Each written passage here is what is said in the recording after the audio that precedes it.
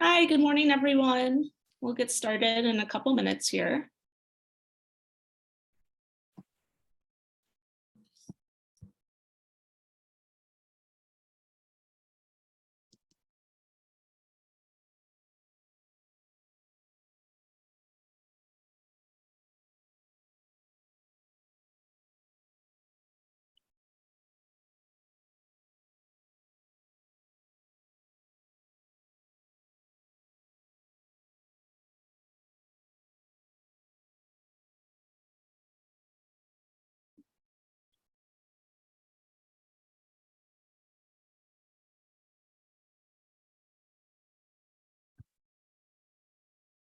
It's 10 a.m., but we'll give people another minute to jump on.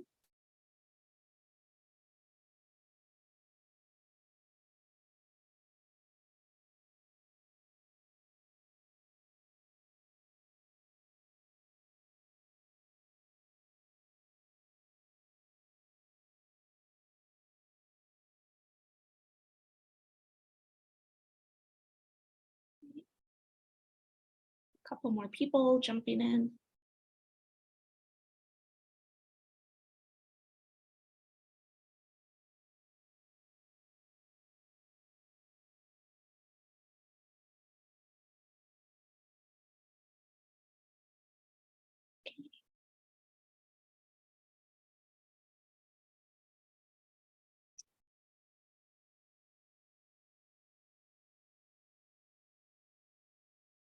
Hey, so we'll get started to be respectful of everyone's time. My name is Erica Selke. I'm the lead planner for the Far South region with City of Chicago Department of Planning and Development. And we have Jasmine Gunn from DPD, who will be the project manager for the 95th Street Corridor ETOD plan. And we also have Gerardo Garcia, our Deputy Commissioner for Planning and Design at DPD. And also we have our CTA partners here as well. So it is Sonali Tandon from CTA, and then Quinn Cassell from CTA. So with that, I will hand it over to Jasmine to kick us off. Yes, good morning, everyone. So as Erica mentioned, my name is Jasmine Gunn. I'm with the Department of Planning and Development. So I just wanted to quickly go over the agenda. So we already kind of introduced the team here. We're going to go over the grant opportunity itself, some of the planning process and the scope, give an overview of that, and then give some overview of some of the logistics on the back end for the proposal. And then we'll have a Q&A session and wrap up with next steps. So I'm going to pass it to Quinn from CTA to go over the opportunity. All right, thanks so much, Jasmine. Good morning, everyone. My name is Quinn Cassell. I'm a strategic planner with the Chicago Transit Authority, and I'll be serving as project manager for CTA's side of this joint effort. I want to first give some quick background on why we're looking at this corridor and why we're looking at it now. On this slide, we are looking at the new 95th Street Red Line terminal. This new terminal opened just a few years ago and represents the first of 5 exciting transit investments that are coming to the 95th Street corridor, the other 4 of which I'll touch on in a minute. Not only will these 5 investments improve mobility across 95th Street, but we also see a clear opportunity to leverage them for inclusive community growth in the form of transit-oriented development, or TOD, which is a concept I'm sure most of you are familiar with. As you may know, TOD is a new concept. Sorry, you can go to the next slide.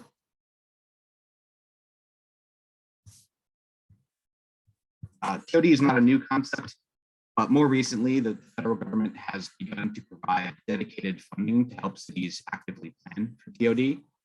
In 2021, the FTA announced the availability of $10 million in its pilot program for TOD. These funds are used for planning for TOD in communities surrounding new transportation projects. So in other words, the idea is to ensure that communities benefit not only from improved transportation access to other areas and vice versa, but that the communities themselves are able to harness the full benefit offered from the close relationship between transit hubs and the land use around them, such as to provide new community amenities, services, and resources. In 2022, CTA and DPD were awarded $800,000 from the FTA TOD program. This will be matched with $200,000 in city funds, adding up to a $1 million total project budget. Some of this talk about federal funding to plan TOD on the south side around the Red Line may sound familiar. This may be because CTA has also received funding through this same program in the recent past for the Red Line Extension Transit Supportive Development Study, which is focused on equitable development around the new stations that will be added as part of the Red Line extension. Public comment on that plan just closed, and it will soon be reintroduced to Plan Commission for adoption. So one thing I'm just going to note is that even though that plan is also tied to the Red Line extension and was funded from the same program, that is a separate project that received its own funding award a few years earlier. That said, it is a good background document to familiarize yourself with. And although the project areas are separate geographically, they aren't that far from each other, so there may be some overlapping community stakeholders. Next slide, please.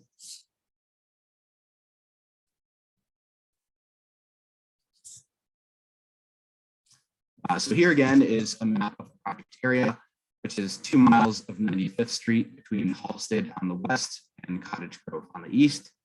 As I mentioned before, there are 5 key transit projects that are either completed or underway along this corridor. The first one we mentioned, the 95th Street Red Line Terminal. In 2019, CTA completed this $280 million station reconstruction, including a new entrance and bus terminal on the south side of 95th Street. The terminal is the nexus of transit investments along the corridor, and it is a spacious and modern hub that provides bus connections all across the far south side. Next, we have the Red Line extension. CTA is proposing to extend the Red Line, Chicago's most traveled rail line, 5.6 miles south of 95th Street to 130th, with new stations at 103rd, 111th, and Michigan Avenue. Next, we have the Metro 95th Street Chicago State University Station Reconstruction Project. The east end of the corridor, on the right side there, is an electrified commuter rail station along the Metro Electric Main Line. Metra is planning to revitalize the station to make it accessible and also include a park and ride facility. And then the last 2 projects are the Pace Pulse 95th Street line and the South Halsted Bus Enhancement Project. Pace is proposing 2 rapid bus projects connecting to the 95th Red Line Terminal from west and south of the project area. The Pulse Halsted line is part of the South Halsted Bus Corridor Enhancement Project that CTA and Pace are partnering on to improve public transit along South Halsted Street. So that was a lot of information, but to recap, there are many exciting transit improvements in the works along 95th, with all 5 of these projects falling along or intersecting with this 2-mile corridor of 95th. We see this as a golden opportunity to address community needs and maximize potential growth in a resilient and sustainable way. Next slide, please.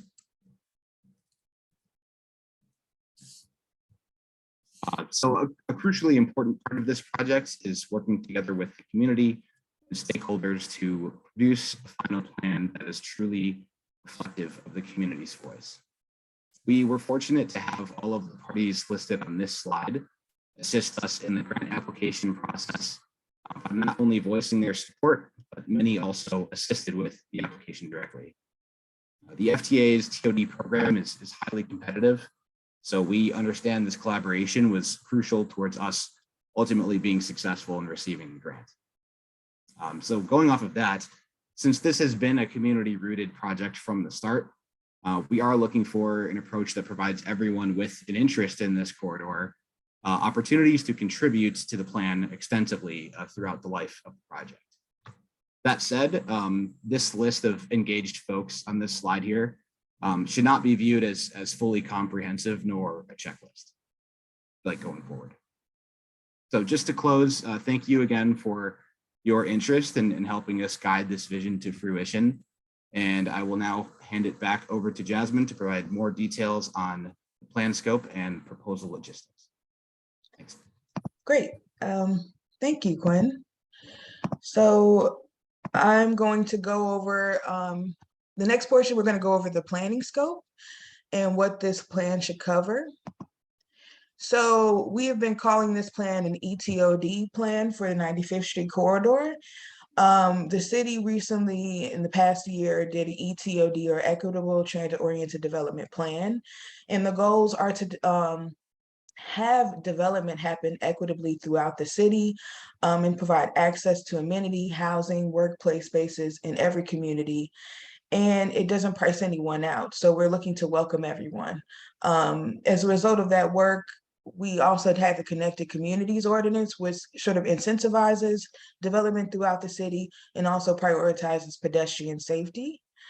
So just kind of want to orient everyone to the framework that this plan is looking at. So just an overview, the main elements of the scope is community engagement and ownership, existing conditions, land use and zoning, economic development, multimodal connectivity, design guidelines and development concepts, and then a final plan as a result of that.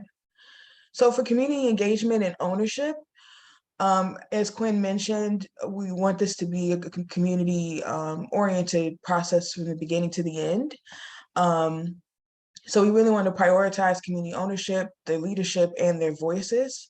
And we expect extensive outreach to community and local stakeholders and elected officials throughout the process. And as a part of the scope, we are asking that each team include a community partner to design and lead in the engagement activity and really act as the local expert in the area as well. For existing conditions in the market analysis, so we would like an in-depth market analysis conducted, review and incorporate previous and recent community plans. Working in this neighborhood, they have been planning for a lot of the time, so it's important to incorporate and not lose any of the work that's been done already. And then also evaluating the land availability for inclusive development. So the real goal is to get some of that background work on things that could be barriers to development, such as environmental screening, doing title searches, a building survey of conditions. And this is just a high level survey to get general conditions of land and buildings in the corridor. So another piece that's sort of unique, or we're trying to incorporate in more of our plans, this is going off of the citywide We Will plan as well, is we're trying to incorporate health and racial equity impact assessments in our work, and look at and conduct planning work that evaluates the effects of the plan, project, or policy before it's built or implemented, and looking at what past historical policies and practices impact and the impact it's had on the community today. So we are asking teams to conduct a HREIA to look at the historical data sets and analyze the impact today, and then also evaluate potential burdens and benefits to the community with the proposed strategies. So for land use and zoning, reviewing existing land use zoning plans and policies, and then evaluating what it would take to, what zoning and things are needed to accomplish the vision and the goals set forth in the plan as well, and develop ETOD land use plans and policies as well. For economic development, it's identifying existing barriers to opportunities for economic and workforce development. Another initiative the city has been working on is community wealth building. We do have different community wealth building programs, and we're really looking for different strategies to build the wealth of the residents and the businesses in the neighborhood, and then formulate strategies to fully leverage these transit investments that are coming and that are happening or already happened as well. So for multimodal connectivity, we want you to identify and make recommendations to enhance walkability, accessibility, and connectivity along the corridor. One thing we want to make clear is we do not anticipate you doing technical engineering drawings to like the level that it's being constructed. This example here from the Clark Street study, it's going into detail, but showing just recommendations of strategies and diagrammatically demonstrating that based off of community engagement and evaluation of what's existing and how to increase that safety and multimodal connectivity between the different transit investments. And for design guidelines and concepts, we are asking you guys to have an architect and urban designer as a part of the team to assess the feasibility of different development scenarios and identifying different opportunity sites. And then as well as generating general design guidelines and strategies, producing concepts what that can look like. Here you can see an example image from our RFP process with Invest Southwest. And this is just a visionary image of what development could look like at this site. And it really garnered interest from the private sector and from different developers and community residents about what these sites can look like. So here's another example is our Western Avenue corridor study that was released recently as well. Again, it shows a diagram of some of the improvements that can happen, the zoning and things that would it take, and as well as the actions and the partners and resources that it would take to get to there as well. So this is just an example. By no means you need to follow this exactly, but just kind of showing things that we're looking for. So at the end of all the processes, we would like a final plan that really focuses on implementation and next steps and how to opportunities for private sector participation, community participation, partnerships and funding mechanisms, and then a resource guide with economic development tools and best practices to use as well.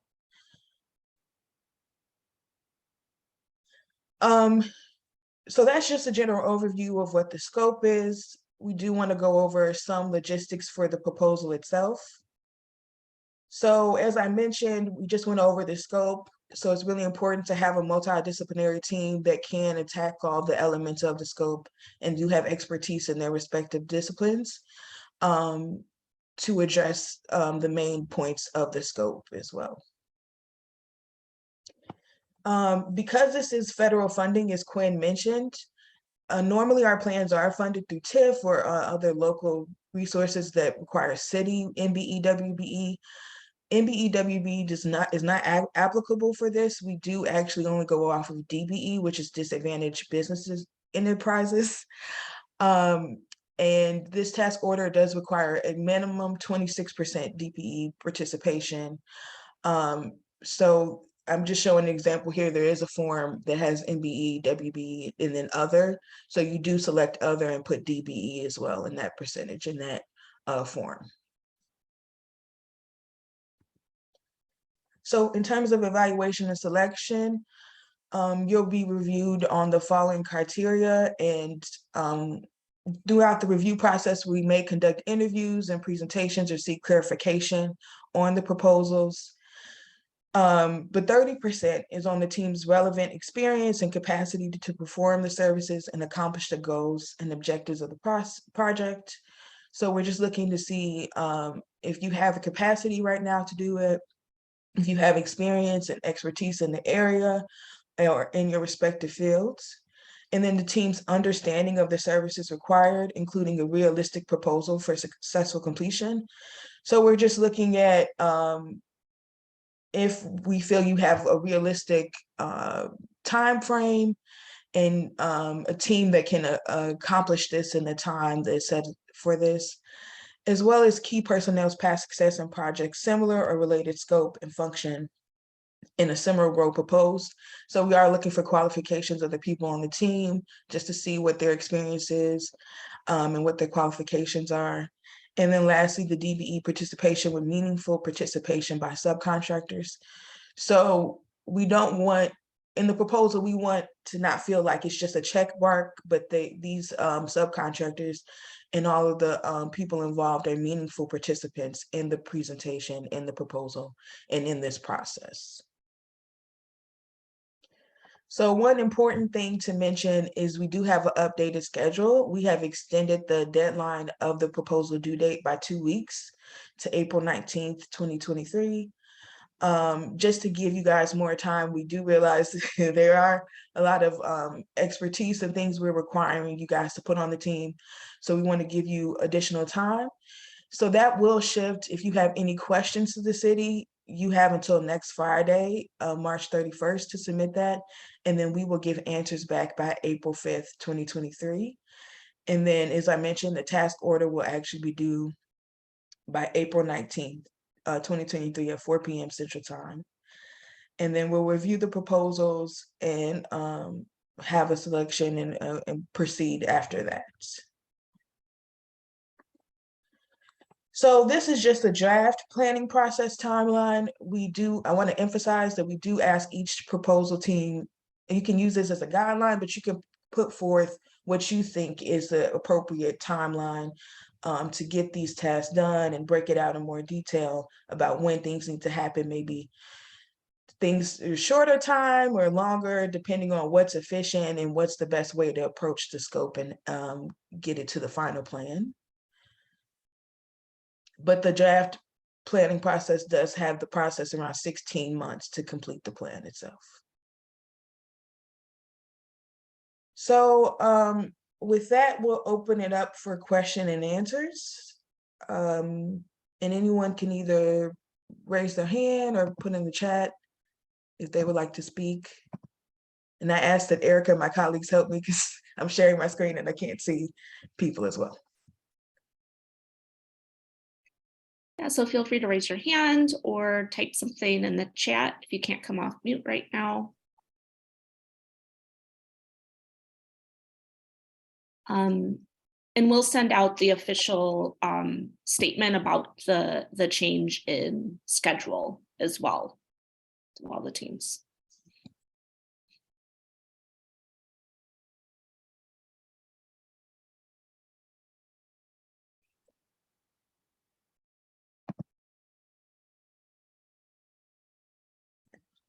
Oh, thank you for the deadline extension. Great. Okay. Wow, I must have done a really good job presenting that there's no questions, but I could be jumping ahead of myself.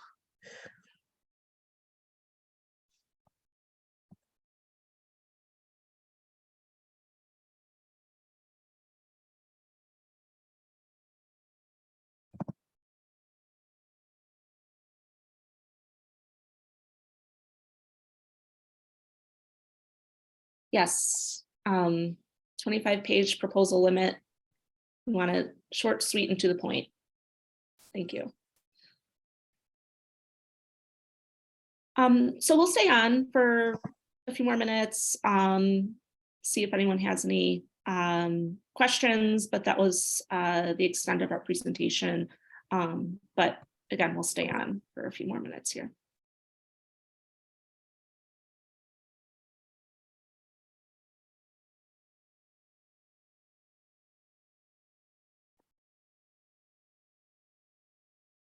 And we'll also put this recording up on the city website, and we'll send a link to that and also a link to this presentation as well.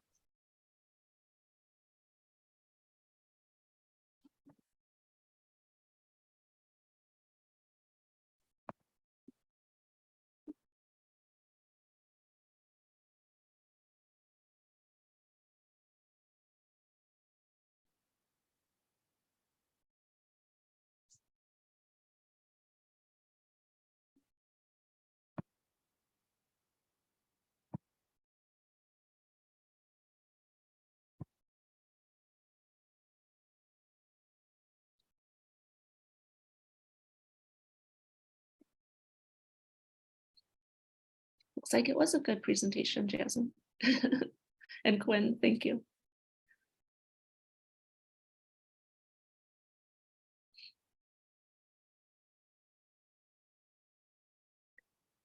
Okay, so it looks like there are no new questions at this point. And as a reminder, please send questions to Jasmine at the email address here. Or if you could go back to your email address, Jasmine, the slide with that, by March 31st. and we'll provide responses April 5th. And we'll send out the link and information as well. So with that, I think we can close out the meeting. So thank you everyone for attending. We appreciate your time. Thank you. Thanks, everyone. Thank you.